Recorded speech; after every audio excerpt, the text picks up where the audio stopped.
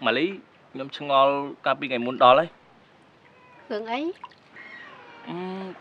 còn ta mút có bật tích xong mấy con mà lý anh hơi hay khai chiêm khăn mày ខ្ញុំខ្លាចឈាមទេប៉ុន្តែខ្ញុំចង់ឲ្យម្រាមដៃមកចិត្តឯងមកប៉ះឈាមខ្ញុំ ប៉ុន្តែម៉ាលីឯងមិនមែនជាអ្នកបន្ទុកមេរោគអេដណារឿងអីដែលខ្ញុំត្រូវខ្លាច មនុស្សគេថាមើលតែសម្បកក្រៅមិនដឹងទេថាអ្នកណាមានបន្ទុកមេរោគអេដឬក៏អត់នោះគឺមានតែការពិនិត្យឈាមមួយមុខគត់ទុកដឹងដូច្នេះបងចង់ឯងធ្វើតែប្រយ័ត្នទៅ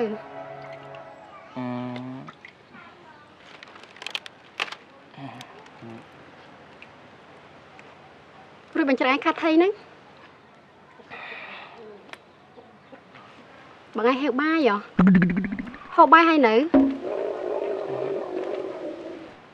នេះសង្ស័យទៅដូចថ្ងៃមុនទៀតហើយនេះម៉ាលីប្រហែលថ្ងៃនេះមានឃើញបងទីធោគាត់មកនិយាយអីជាមួយម៉ាលីអត់ឃើញគាត់និយាយផងខ្ញុំបញ្ញាទៅទិញអីវ៉ាន់នៅផ្សារខេត្តខ្ញុំជួយទៅផ្លាស់កៅអៅសិនបងបាទម៉ាលីខ្ញុំភ្លេចប្រាប់មិញខ្ញុំឃើញបង្វត់យកលុយនៅក្នុងធុងម៉ាលីឯង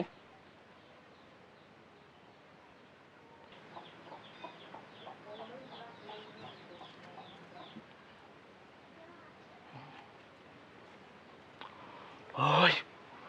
បងធូនេះមិននិយាយជាមួយម៉ាលីហើយនឹងចាំបងកាំង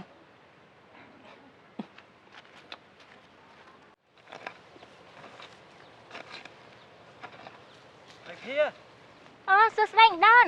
សាម្ល៉េះហ្នឹងធ្វើការតាមថ្ងៃក្តៅចេះហ្នឹងឲ្យខ្លាយស្បែកខ្មៅអីហីអត់អីទេបងអ្នកស្រីអ្នកចំការដូចខ្ញុំមកវាស៊ាំជាមួយកម្ដៅថ្ងៃអីហើយចុះតាណាមកណាដែរបងមកលេងសុភាអីហ្នឹងអញ្ចឹងចូលលេងផ្ទះខ្ញុំសិនណាអរគុណផ្ទះខ្ញុំមិនមានអីទទួលទេណាបងបើមិនមកកុំប្រកាន់ណាអូ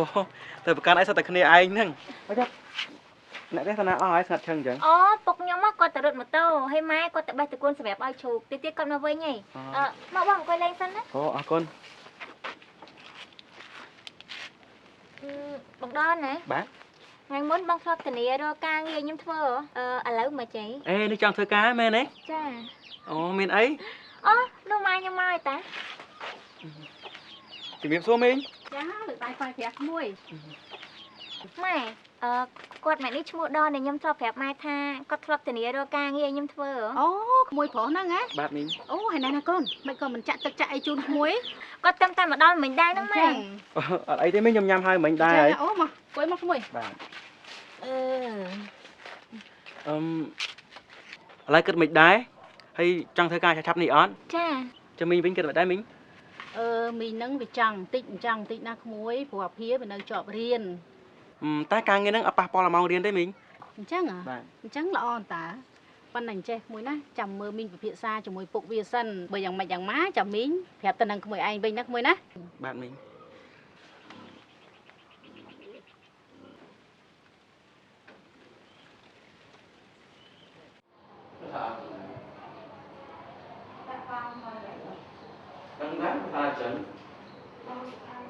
សុខភាពម៉ាលីគ្មានអ្វីប្រែប្រួលទេគឺនៅល្អដូចមុនអញ្ចឹងប៉ុន្តែម៉ាលីត្រូវតែខំរក្សាសុខភាពឲ្យបានល្អបែបនេះកុំធ្វើប្រហែសអសោះណាចាអ្នកគ្រូដូចខ្ញុំបានណែនាំដដែលអញ្ចឹងត្រូវតែសម្រាកនិងញ៉ាំឲ្យបានគ្រប់គ្រាន់កុំគិតអីច្រើនហើយស្រាហើយនឹងបារីគឺកុំហូបអីសោះជាពិសេសគឺចំណីត្រូវតែចម្អិនឲ្យបានល្អហើយនឹងមានអនាម័យផងចាតែបើនិយាយទៅខ្ញុំអាចធ្វើចិត្តនៅរក្សាសុខភាពបានដល់សប្តាហ៍ថ្ងៃនេះក៏មានចំណាយពីអ៊ំស្រីនិងបងប្រុសខ្ញុំដែរពួកគាត់ជួយលើកទឹកចិត្តនិងអាសាដាទិនខ្ញុំពីការរក្សាសុខភាពនេះណាតាមការពិតអ្នកផ្ទុកមេរោគអេដត្រូវការលើកទឹកចិត្តពីអ្នកដទៃខ្លាំងណាស់ចាត្រូវហើយខ្ញុំសូមសរសើរម៉ាលីដោយស្មោះម៉ាលីមានផ្ទុកមេរោគអេដមែនតែម៉ាលីមិនតក់ស្លុតចំពោះមេរោគអេដនោះទេខំប្រឹងតស៊ូរស់ហើយថែមទាំងមានមុខរបរផ្ទាល់ខ្លួនទៀតផងព្រោះខ្ញុំមកមានគំរូពីម្ដាយស្រាប់ពេលម្ដាយខ្ញុំឆ្លងមេរោគអេដពីឪពុកខ្ញុំដោយសារតែគាត់តក់ស្លុតនឹងជំងឺអេដនេះពេក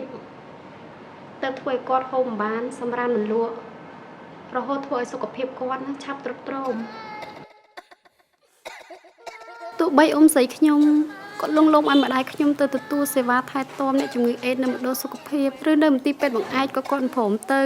គាត់សុខចិត្តនៅសង្ងំសម្រាប់តែលើក្រែបហូរទឹកភ្នែកនិងព្យាបាលដោយថ្នាំបុរាណ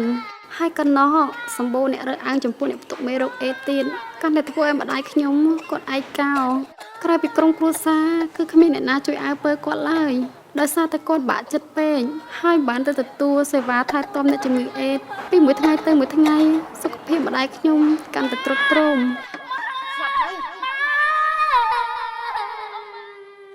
រហូតដល់អស់លទ្ធភាពក្នុងការព្យាបាលគាត់ក៏ស្លាប់ចោលខ្ញុំតាំងពីខ្ញុំនៅអាយុ10ឆ្នាំម្ល៉េះរួចចុះរាល់ថ្ងៃនេះអ្នកចិត្តខាងមានដឹងថាម៉ាលីមានផ្ទុកមេរោគអេដដែរឬក៏អត់ខ្ញុំមិនហ៊ានឲ្យគេដឹងទេអ្នកគ្រូពួកខ្លាចគេរើសអើងខ្ញុំដោយម្ដាយខ្ញុំទៀតប៉ុន្តែឥឡូវប្រជាជនភាគច្រើនពួកគាត់បានដឹងហើយមិនសូវរើសអើងដោយការពីមុនទេខ្ញុំដឹងអញ្ចឹងដែរប៉ុន្តែខ្ញុំចិត្តតែបារម្ភហើយខ្ញុំក៏មិនប្រហែលដោយម្ដាយខ្ញុំដែរបើសិនមកខ្ញុំមិនស្រួលខ្ញុំបញ្ញាមកពីគ្រូជំងឺជាមួយអ្នកគ្រូភ្លាមដើម្បីអ្នកគ្រូជួយព្យាបាលជំងឺកាន់និយមខ្ញុំនេះឲ្យទាន់ពេលនិងឆាប់ជាត្រូវហើយម្យ៉ាងចំពោះសេវាថែទាំអ្នកជំងឺអេដគេមានលក្ខការសម្ងាត់ដល់អតិថិជនរបស់គេបានល្អណាស់អូនរួចរាល់ថ្ងៃនេះម៉ាលីមានបានចូលរួមនៅក្នុងក្រុមបណ្ដាញអ្នកផ្ទុកមេរោគអេដដែរឬក៏អត់ចាខ្ញុំចូលតែ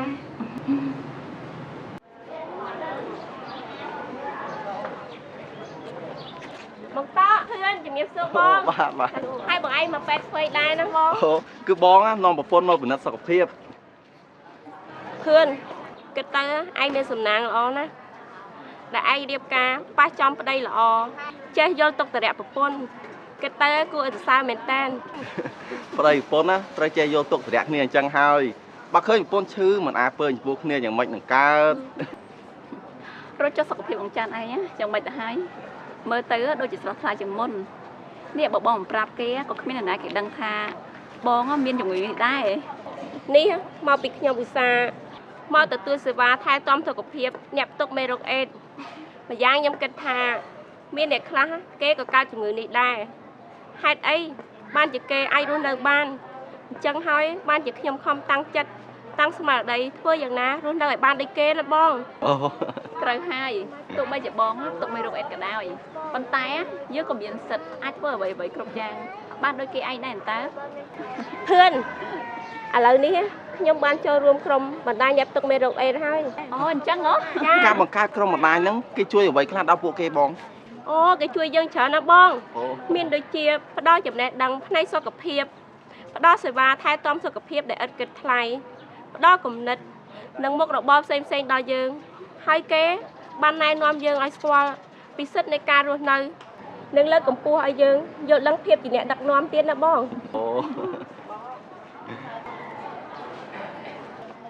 បងនោះម៉ាលីអូម៉ាលីក៏គេចូលរួមក្រុមបណ្ដាញអ្នកផ្ទុកមេរោគអេដដែរអញ្ចឹងម៉ាលីគេផ្ទុកមេរោគអេដដែរហ៎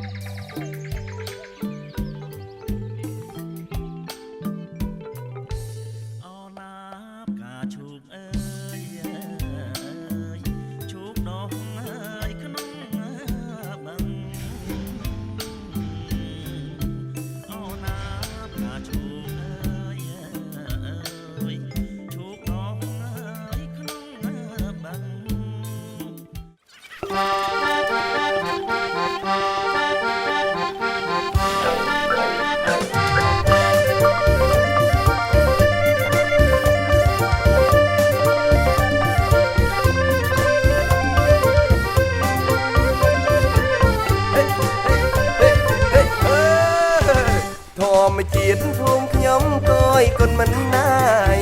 ប្រជាទាំងឡាយរួមដោយសង្កដំគ្មានជាតិគីមីផ្សែងពុលដោយក្រុងក្រអូបស្រូវទុំប្រហើអោក្លិនម្អមក្រអូបស្រូវទុំប្រហើអោក្លិនម្អមរាត្រីមកដល់ចង់រត់ខាន់ខ្ញុំ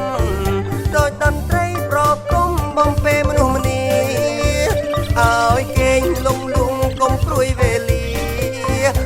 មានព្រះងារមន់រងាវដាំងព្រោះមានព្រះងារមន់រងាវដាំងយុវវ័យយើងអើយដីស្រែមានហើយកុំបីកណ្ដើយយើងត្រូវតែកែច្នៃប្រកបមុខរបរកសិកម្មឲ្យប្រពៃប្រសើរជាងថ្លៃទៅធ្វើចំណាក់ចិត្តអត់មានទួញឆ្ងាយវត្តសបាយព្រួយចិត្តយើងស្គាល់ cái cha ai vậy cái cha ai mấy thoát kia សមត្ថភាពធ្វើអ្វីឲ្យសមតាមសមត្ថភាពយើង នេះជឹងតែ គេថាជួញចិត្តល្អជាងជួញឆ្ងាយជីវិតសប្បាយព្រោះចិត្តយើងស្ងប់កុំចង់លោភលន់ក្រែងអស់ពលទុកធ្វើអ្វីដែលសមតាមសមត្ថភាពយើងធ្វើអ្វីដែលសមតាមសមត្ថភាពយើង